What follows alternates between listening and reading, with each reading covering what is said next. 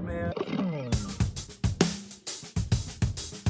This is a Gretsch Central kit, so this is a Sambaco kit. Percussion cabinets, that. I've put lots of stuff up there, and I just keep coming back to that kind of part room, part effect mic. All hardwired kick toms, kick out overheads. The LA2A and the Manley, I'm mostly using for bass, vocals, guitar. Regardless of the results, they will always remember how they felt working with you.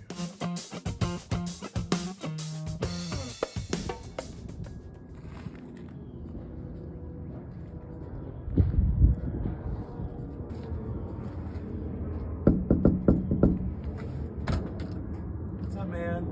How are you? Come on. What's up, man? And we're calling it the East End Studios. Mm-hmm. Ladies and gentlemen, Ben Jackson. Man, thank you so much for hosting us today. Of course. This is great. And you were on, and we were talking about what episode you were on, but it was so long ago that neither of us. No idea. Prehistoric times. Yeah. It was. Yeah. You had a space at your old house, and you and your wife have just outgrown it. Yeah. And it just felt this pull to live amongst the skunks. Yes. Out here in Mount the Juliet. Woods of Mount Juliet. Yeah, next to the main road. Yeah.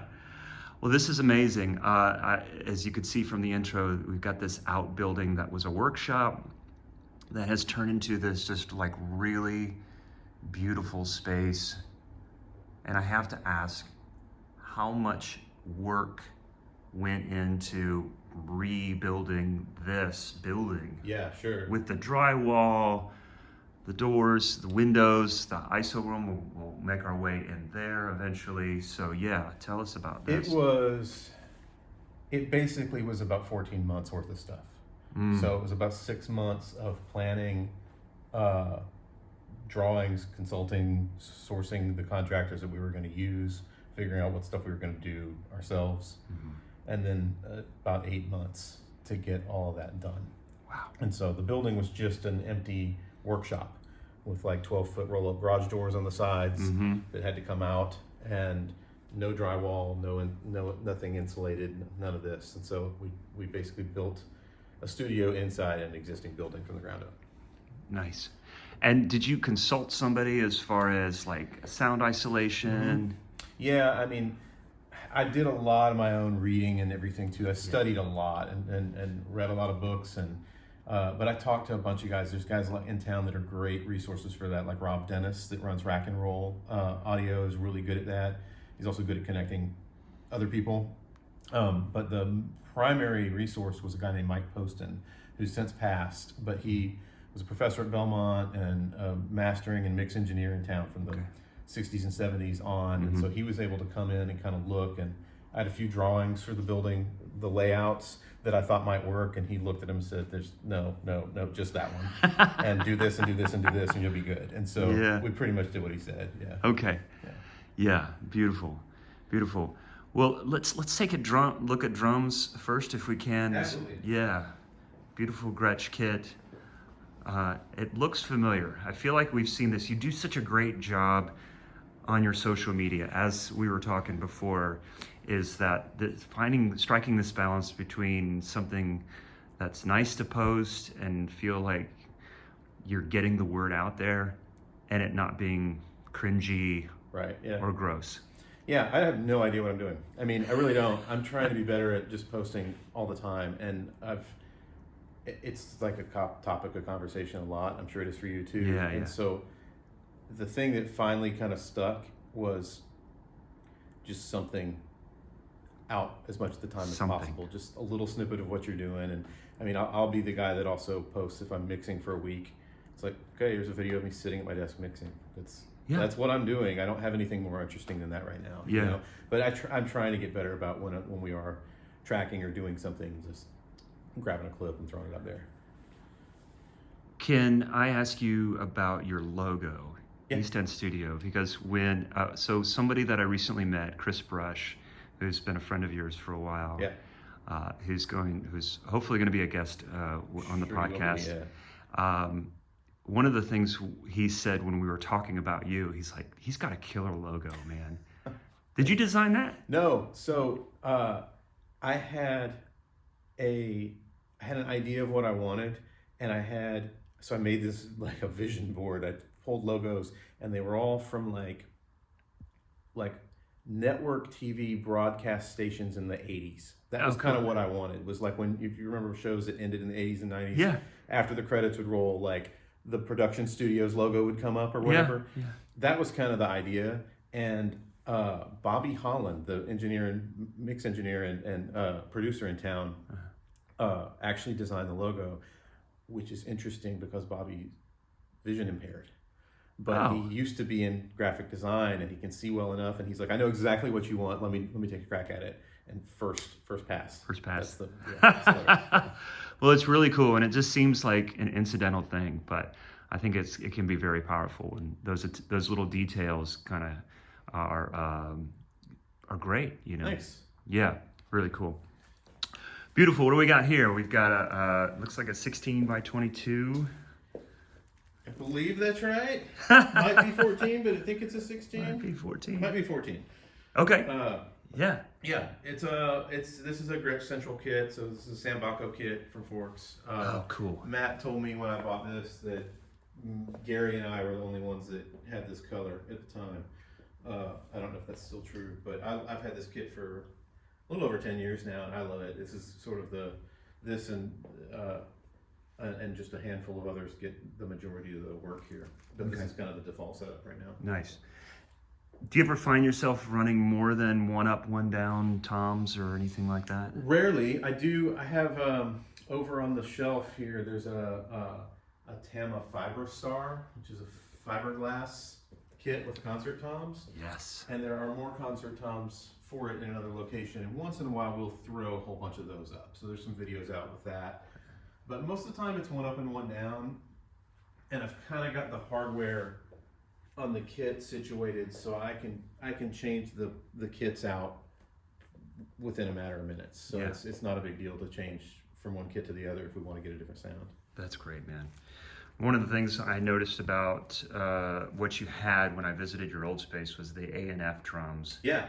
And they've just been such a really cool, different thing in the mix of drums and something that we're used to, but have just had such a great reputation. They record great. Like the snares are the huge majority of what I'm recording with, but the kit is also fantastic. It's just actually getting a little bit of treatment and repair from A&F right now, but I love those drums, and they've been great to me. But I think I've got 3 or 4 of the snare drums, and those are sort of the just put them down and they're kind of ready to go. They just, mics love those things. Yeah. Hey, and before we go any further, explain to people kind of what you're doing, because this isn't necessarily a drum studio. No. Yeah. This is so much more than that. Yeah, I'm doing full production way more than I'm just doing drums anymore. Yes. So I may do a handful of drum overdubs a month for people as needed, and lately that's been for people that I've worked with for a long time, but I'm mostly in here working with artists and bands making their entire records now. Yeah. And I feel like at the time when we talked before, when we had you on the show, you were doing the same thing. You were doing that. Starting to do that, Yeah. And so it's been more and more of that, and and really trying to make, so this space is really all about the ability to come in and make a record the way you want, whether it's layer by layer or a whole band at one time, any kind of combination. And for me as the producer, I can remove the stress of having to deal with a commercial studio's hourly rate or day rate. If I want to, I can kind of set the project up the way it needs to be done. And depending on the needs of the project, the budget, the time frame, all the variables, we can kind of set it up and do exactly what we want to do and aim for the result with a little bit, maybe fewer limitations in the way. Of course. We had Ken Coomer on not that long ago, and it was just a great opportunity to talk about why drummers make great producers and engineers.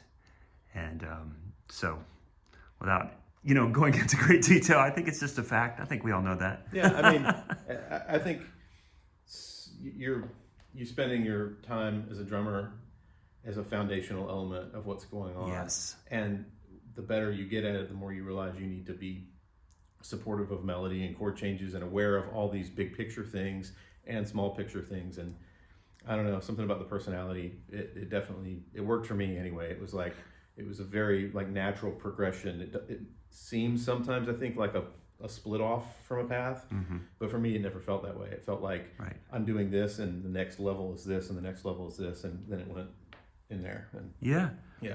Because we're playing a supportive role. We're arrangers. We've got, you know, a whole range of tones we're having to deal with. Beautiful Ludwig kit here too, the Silver Sparkle. Yeah. I had a dream about these once, Ha! but that's another story. Yamaha, is it Maple Custom? There's no Absolutes, yeah. Oh, That's Maple back from Absolutes. the North Texas days. Nice. Those would be vintage now, I guess. That's how old we are. That's amazing. That's amazing. And then I love this. This is something I'm missing, is this big old bass drum. And how are you using that? It depends. I mean, sometimes it goes on a stand and we beat it with a mallet. Sometimes I put it in as a kick. Does it make its way as a sub? Once in a while it does, but it's actually pretty mid-rangey. And okay. So it really kind of is more your big bow sound than it is like a low sound. Yeah. Gotcha. Piano, Rhodes. I feel like I gotta have this. Yeah, that honestly, that's an awesome piece. My friend Ken Block from Sister Hazel gave me that. It was his dad's. Wow. And it was in his garage in Gainesville, not getting used and slowly taking on the Florida salt air. And we were working on some music together, and he asked if I could use it. I said, sure. So I went and got it. You're like, yes, please? Yeah. Nice. Snare world. And, you know, we were talking earlier just about, you know, snare drums and getting them tuned for recording. And one thing that I'm wrapping my head around is the difference in how I tune and treat my snares in a recording situation compared to live. And some of us have hundreds of snares, some of us have maybe a dozen or so. Yeah. And we all hear the stories about, I've got a locker full of snares, but I use one or two. Right. Yeah. Yeah. Yeah, I'm more that guy. I don't have a locker full of snares, but I'm still more of a one or two guy. This is pretty much all I've got.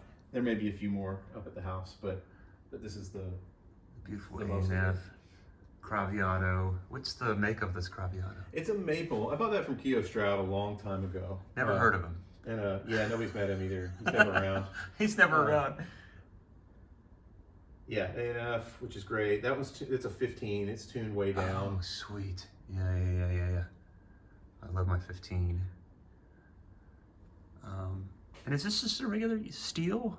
It is. That one, that's hilarious. That drum, Pearl Professional Series, I don't know much about it. It might be aluminum.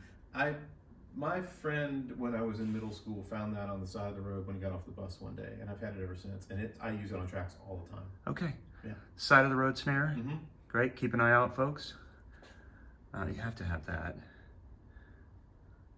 Nice. Yeah, and those old Acrolites and Superphonics just record great. They're the thin shell. They're kind of airy, so you don't get like lots of low overtones out of them that kind of give you all that ooh that's hard to get out of close mics. And so they record great for that reason. Yep. And do you know the year of this? Oh God, no. A 60s-ish, 66, 7, 8, somewhere in there. The badge, it looks like it.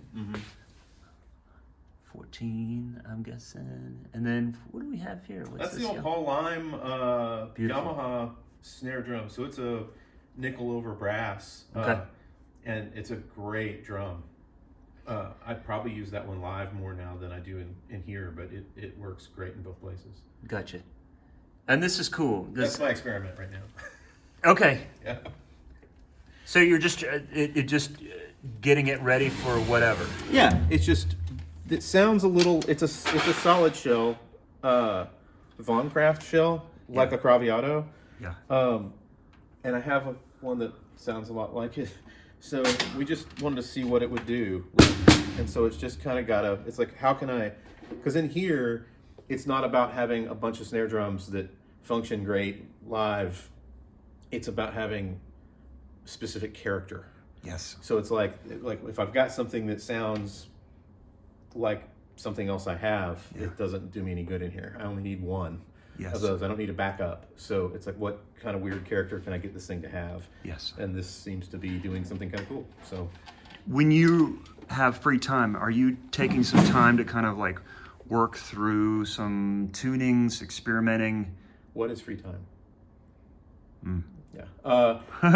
Yeah, I take, I do it not just on drums, I do it everywhere else too, but I sort of, at least twice a year, make a point to kind of go through stuff and update sounds, update tuning, it's kind of an evolution. I'll get tired of something, or stuff just sort of starts to slip because there's a lot of stuff in here. So it's like, it's not just drums, there's pianos, there's guitars, there's a bunch of synths. Yes. And so a couple times a year minimum, I actually kind of book out time to go, hey, what if we tried to get this kind of sound? What if I went after, I'll keep a log of records I hear where I think the drums sound super cool, or playlists on Spotify, and I'll just pull from those and go, hey, let's see if we can work for a week and get a couple of those sounds and sort of document how we got that so we can get back to it more efficiently next time. I'm a nerd. I do that stuff. No. I think that's what I was implying. Is you don't have free time, but you're creating space to do those tunings as we would our car, our house, whatever our bodies, whatever needs to happen, so that you're not waiting for, I got to do this track today. This will work, and you grab it. It's practice, right? And it's preparation. So if in the world of getting sounds from the instrument source to the mic setup to all your outboard to whatever you're using on the back end, it takes too long to do that when somebody's record is being made. And it takes you out of all that stuff is great and it can be really fun, but that's not the art. That's not making music. That's setting up to be able to make music. That's choosing your paints, right? Are we working with neons or pastels, or what are we working with? So I try to mix my paint and put it in the shelf so I can grab it quickly and move what I've been saying, move at the speed of the creativity, right? Love it. Yeah. Perfect. Yeah. That's great. Something that I think is hard to consider at the time when all we want to do is just play. Right. Yeah. Exactly. Once it's time to play, that's what I want to do too. I want to be in the music, not in the gear. So I'm not seeing a ton of cymbals around. I'm sure they're somewhere. So all right. So my dad got really into woodworking when he retired. Cool. It's awesome. There's a bunch of stuff in here that he's built, more in the control room, but this is one of the main things. That's beautiful. So this is our good job, Dad. Kind of percussion cabinet stuff, right? With all your toys, muffling, whatever. And then my wife's engineering idea and my dad's execution was to do that. Dude. So all of them can stay right there, and when I'm back here tracking, swapping out is super fast, and then it stays clean. I don't know if you've done, I'm sure this happens to you all the time. You're on sessions, and by the time the day's over, there's crash cymbals and hi-hats all over the floor as you're trying to move stuff. Yes. And I hate that. So yeah, clean space, beautiful Paiste cymbals, nice. 15 hats? Those are 16s. 16s. Yeah. Okay. And as we go from cymbals to microphones, tell me about the mic placement here. Is that on the hat? Yeah. Man, that's new. I for a long time have been the guy that puts it here, like you see a lot. But I just had to do some tracks. I've had to do a bunch in the last couple weeks, and I just noticed my hats felt woofy in the speakers. Yeah. And so I just came out here and started moving the mic until it sounded like what I wanted to hear out of the hi-hat. And it turns out that you're getting more high-end, less of that low-mid that we all have to cut out later anyway. That's all out here. This is a little bit higher and a little more attack and focused. That's cool. It's probably not, it looks more extreme because they're 16s. Yeah. But if they were 14s, it'd be halfway. Okay. You know? Yeah. No, that's really cool. Mic placement, man. I swear. Yeah, just listen, Yeah, for sure. And what do we have on there? That's like a, what is that, the 451? Is that what that is? Yeah, Mhm. the AKG Okay. 451. Mm-hmm. I had a pair of those that I was allowed to use for about a year. I just fell in love with them. It was amazing. What do we have up top? These are the Soyuz small condensers. I can't remember the model number on them. Okay. They are similar to my Neumann KM81s, but they are not quite as bright as that. Yes. But really similar. And okay. I've tried everything as overheads, and a lot of stuff works really well. And so this has kind of been the last 6 months default, but sometimes large diaphragms, sometimes ribbons. It just depends on what we're doing. Sure. Yeah. Awesome. 421s on the toms. Yeah, 57 on the snare. Can't beat it, man. And I've tried. I've tried to beat it. I've put lots of stuff up there, and I just keep coming back to The that. top and the bottom. Mm-hmm. Any logic behind where you're placing the bottom snare, Mike? It depends. I mean, in the heat of battle, sometimes things get moved, so I have no idea where it is currently. I try to keep it, and yeah, that's about where it is. I try to keep it more or less on top of, or like at the same vertical alignment as the top, close to it, right? Right. Just the phase thing makes more sense. Sure. To me, I feel like that's more important than having it right on the wires or any of that stuff. Sure. Also, you've got this 57 out here. Yeah, that's a new experiment too, but it's going well. That is just going straight to a guitar pedal and getting destroyed. And it's just, again, this was a case of, actually Chris was over here when we dialed this in, was a case of taking, there's a 58 under the snare drum kind of aimed at the stool, and that's what was doing that, which is something I borrowed from another engineer in town. And we just decided to see if we could beat that sound, and we just walked around with the 57 until we found a spot that felt really balanced between kick, snare, hat, not too much of anything else. And it doesn't look like that would be a great place, but it sounds like one. Nice. Yeah. Nice. SM7B here. Yep, being kind of pounded with some compression, and it's mostly to grab kick and snare. So it's like a mid-range focused kick and snare supplement. Yeah. Yeah. Have you ever used that on the hi-hat? I have. Yeah, they were great. Yeah, it's been my go-to for the hi-hat, but it's great because they don't pick up a lot of bleed. Yes. Yeah, for sure. For anybody that wants to use the hi-hat in their mix. Yeah. I try to use it, but yeah, it definitely gets muted sometimes. What do we have on the kick drum? The SE kick mic is on the inside. Okay. And about a year or two ago, in one of those sound weeks I was talking about, I shot out a ton of kick drum mics, and that was the one that, without any help, was the closest to what I wanted on the inside. And the SE's got the little switches on it. And I'm neutral on all that stuff. Yeah, it's not. I'm not doing any scooping with the mic. It's just the mic in its sort of natural state is wonderful. Was great. Yeah, I love it. Nice. And on the outside here? It's like a hand-built kind of FET 47 thing that I built myself. Oh, neat.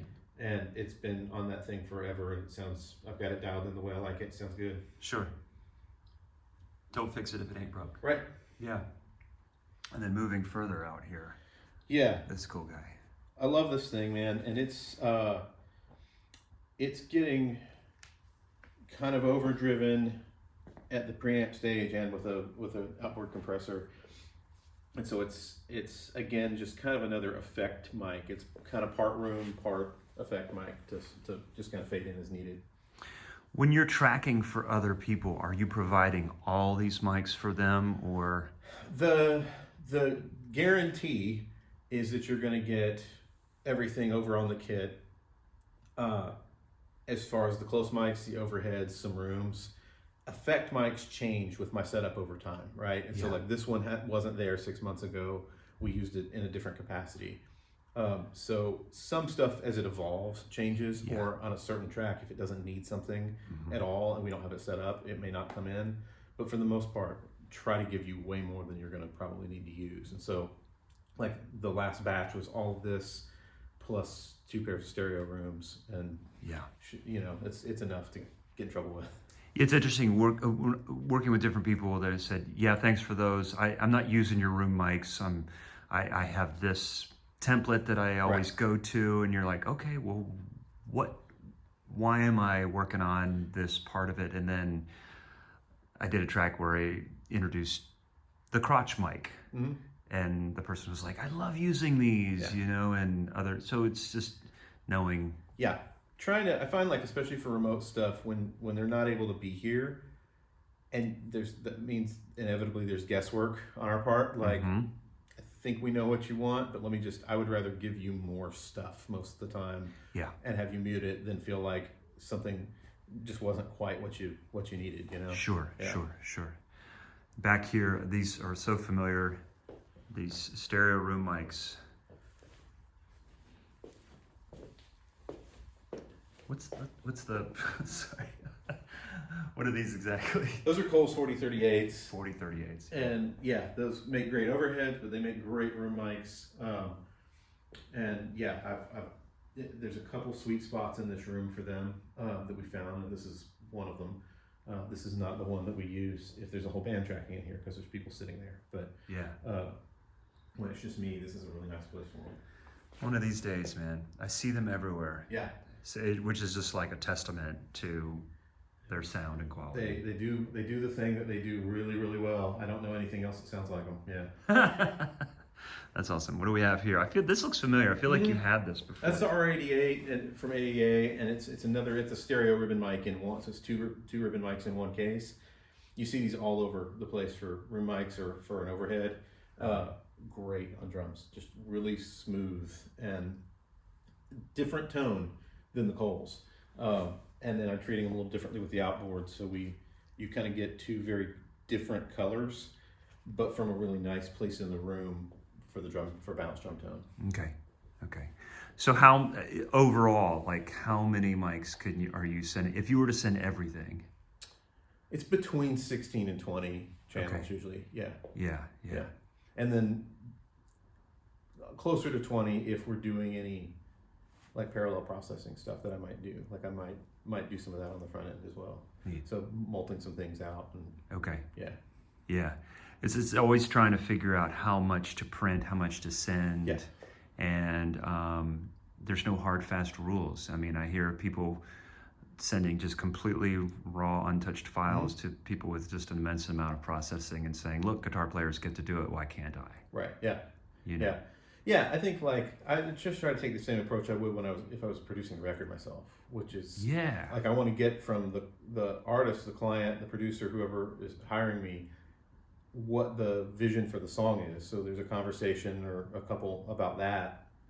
But then from there, it's like part of my job is to get a great sound. Like I want a great sound when I get stuff into mix from other people.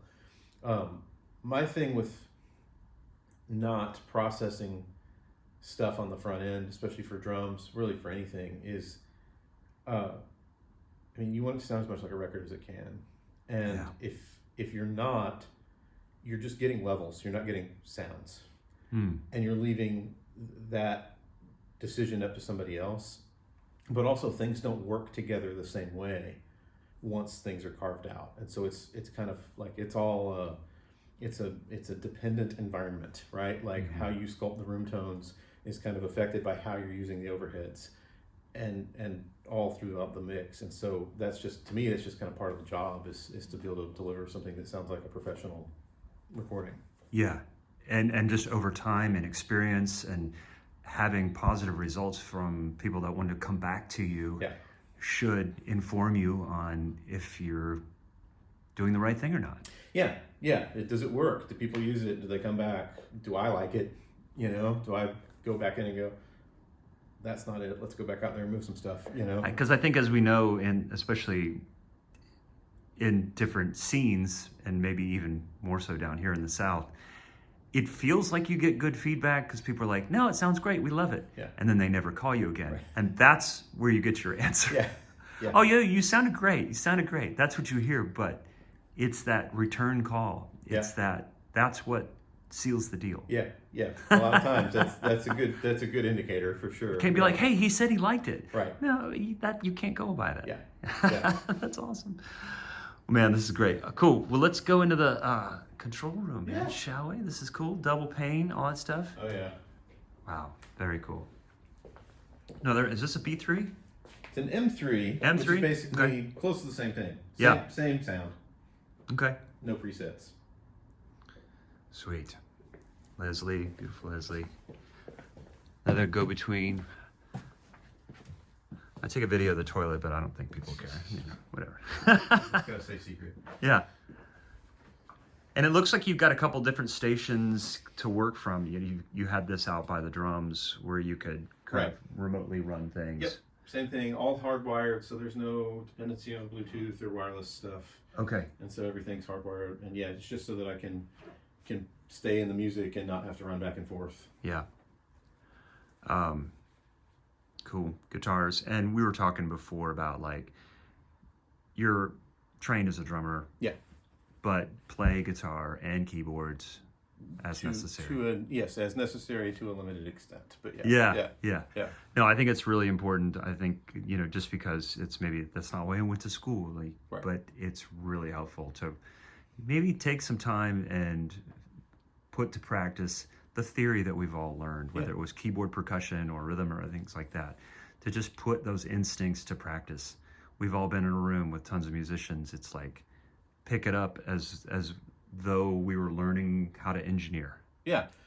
For one, it's super fun, and I started doing it because I just wanted to. But it was also, I felt like it was necessary from a production standpoint to be able to communicate to artists. It's just like if you're going to live in a foreign country, you kind of need to learn the language, If you're going to live in a songwriting and an arranging and a production world, knowing, even if I never played a keyboard or a guitar part on a record, having an idea of how those instruments work, how they get the sounds on them, what's possible, how the layout works, it just makes talking to pros much more efficient and smoother. You can kind of get ideas communicated more easily. For sure. Yeah. Play that thing, play a little bit higher, I gotcha. Beautiful. Nice. Those are really, I don't know if I've seen speakers like this. You haven't. Okay. There are exactly 2 sets of these currently in existence as of 2025. My buddy Bobby Holland has started a company, Holland Zern, and there are a lot of smaller versions of these out and around in Nashville now, and they're awesome. Bobby and I have big enough control rooms that we wanted something bigger, so these are essentially first rev prototypes. Took us about 3 years to get them ready, and they just came in November. But they're incredible. I love them. It's beautiful. Now, I've heard setting the desk away from the wall. Mm-hmm. Yeah. Remind us of why that's important, or what. Those giant speakers. Those giant speakers, they need. That's a big part of it. Actually, the desk has been here the whole time.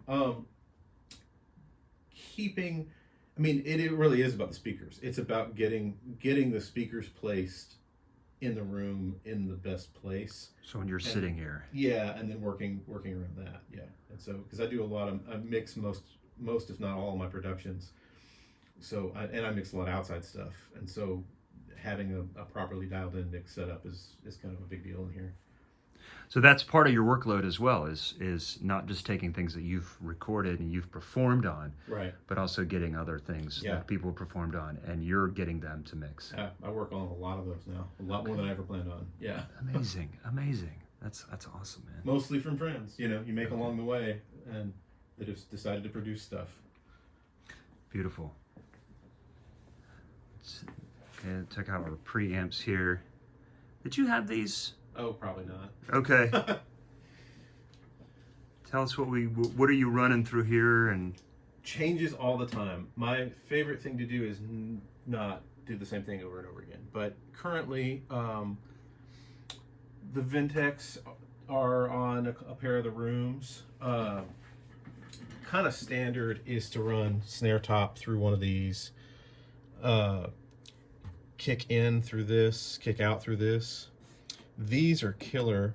They're kind of hairy preamps. They're from a company called Hairball Audio, but they're based on an LA3A preamp circuit, and they kind of distort in a nice way. But I use those on rooms a lot.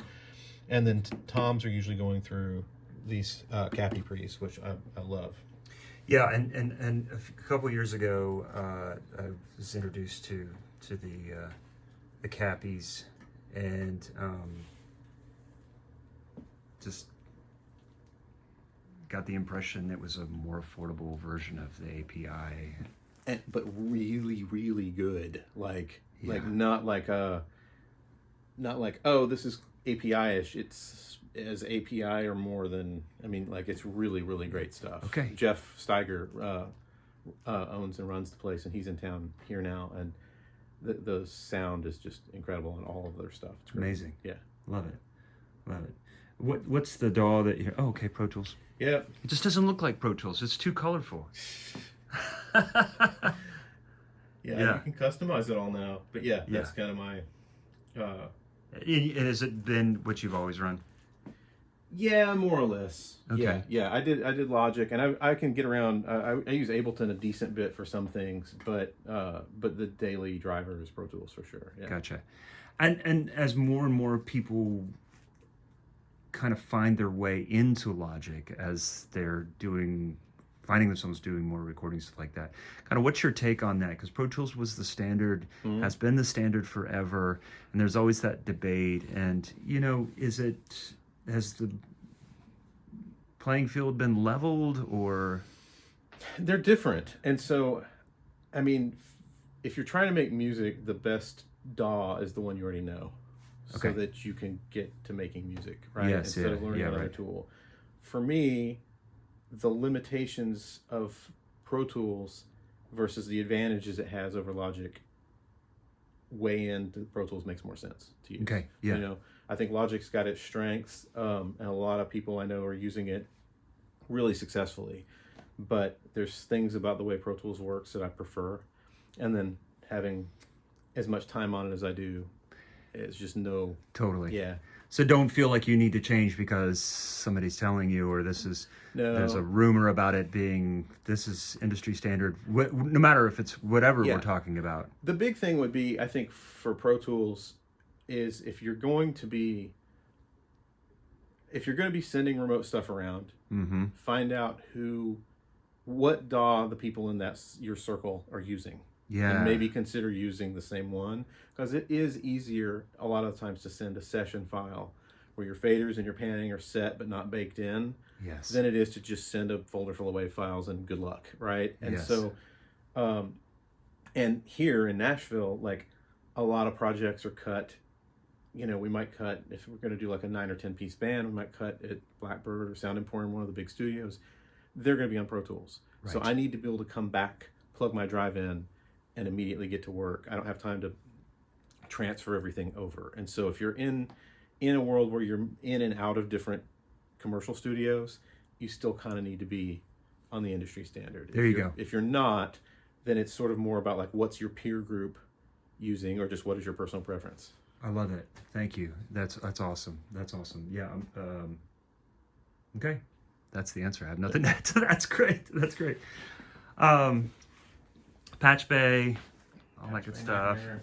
Patch Bay Nightmare, coming to NBC this fall. New thriller. Yeah.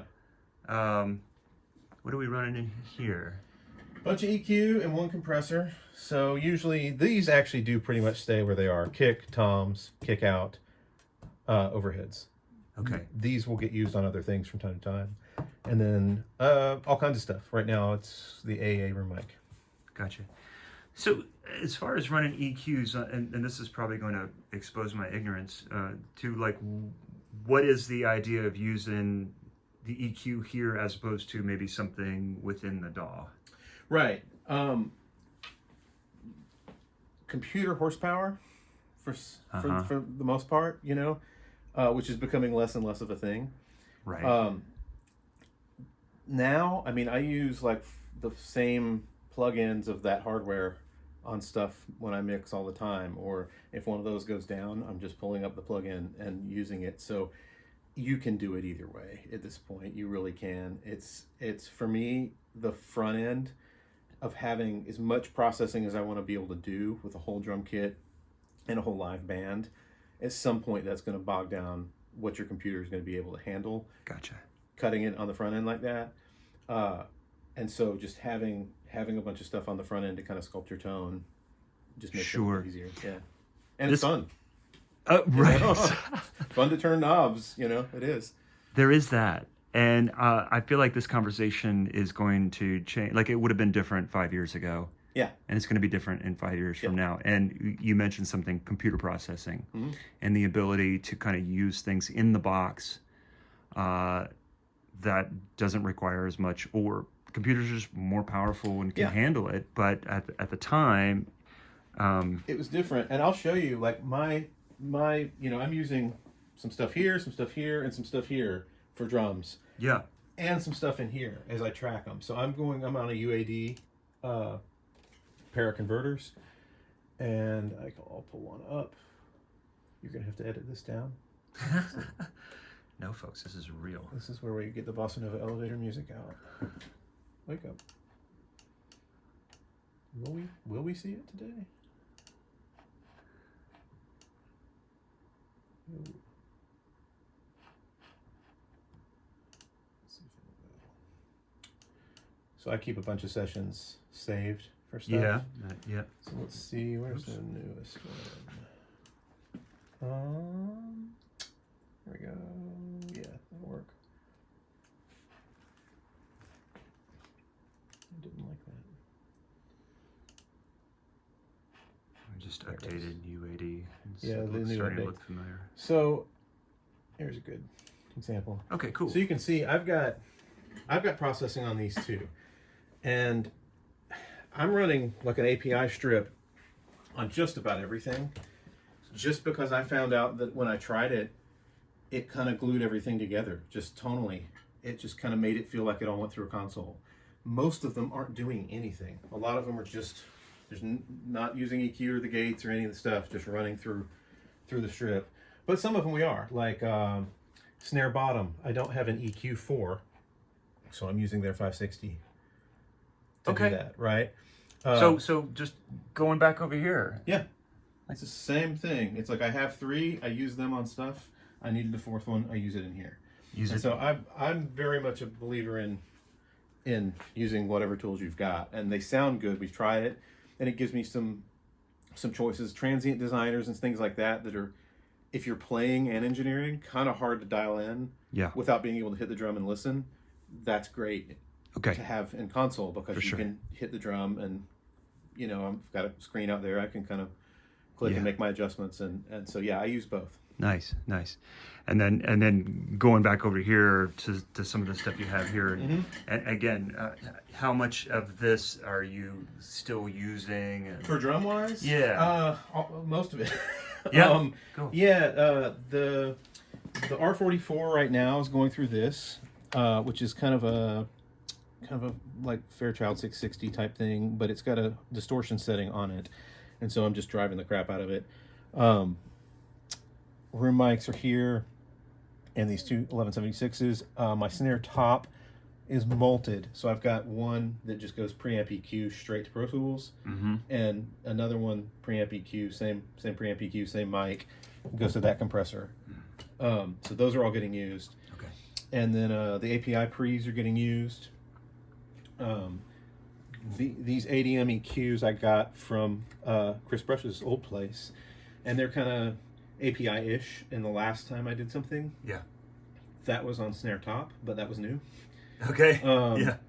Gotta use it. Yeah, and so that's mostly it for the drum stuff. The other, the LA2A and the Manly, I'm mostly using for bass, vocals, guitar, stuff like that. They don't, but it depends. I'll try anything. Sweet. Man, that's really great. And here's the interfaces.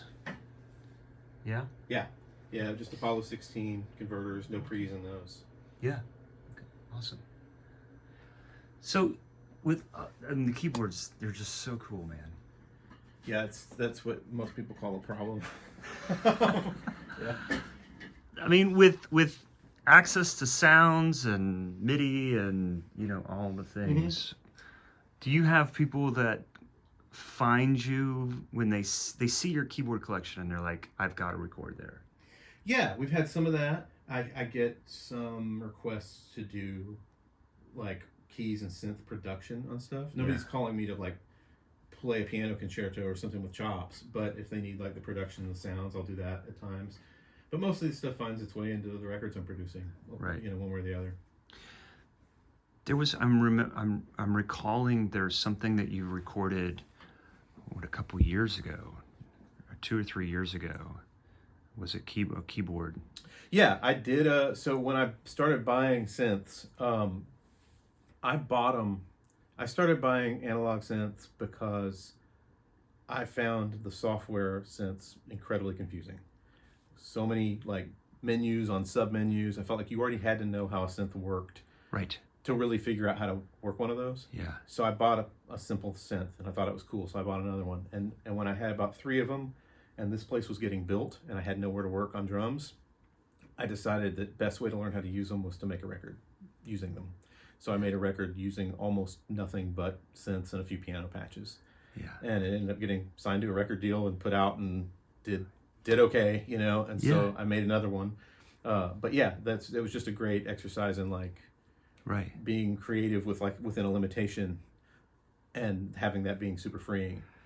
I think that's a big challenge right now with digital technology is we have access to so much. The libraries are insane. And again, it takes us away from the creative process. Right. And setting limitations. It's like walking in with a kick snare hat and having one of the best gigs of your life. Right. Yeah. Right. Yeah. Totally. Amazing. Yeah. Where can people find that record? It is under the name, the band name or whatever. The project name is The Great Northern. And so the first one was Nocturnes and the second one's Oceans. And they're on all the DSPs. Yeah. Okay. All right. Amazing. Cool. And you've got some guitar pedals, and you mentioned that 57 running through guitar pedal. Yeah, it's currently running through this one, and I'll just be honest, I stole this from Reed Chippin. He uses that all the time on drums, kind of the same way, and it's a great find. And so word gets around, and I found out about it and tried it and love it.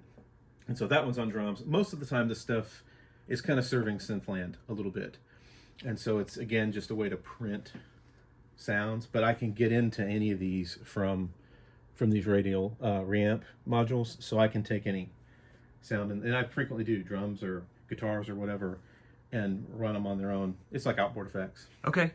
Yeah, I think that's the thing. I've not quite gotten into that world, but I see a lot of guitar pedals at like Nashville Used Music, and as people were going with pedal boards, digital pedal boards, and they're selling and getting rid of all their pedals. And so maybe we can jump on that trend and repurpose them at a decent price. Yeah, you can. I mean, again, you can do most of this stuff with plugins, and that comes up a lot. It's like, well, why would you use this delay instead of Echo Boy or whatever? And it's like, well, sometimes I just like printing stuff. Like I like when somebody walks out of here, if they come in to do an acoustic guitar and vocal thing, and we throw a reverb and a delay on it and we print it on a track, it just feels like we made a record right then. Yeah. It doesn't feel like we started a record and we have to go now make the sounds. Yeah.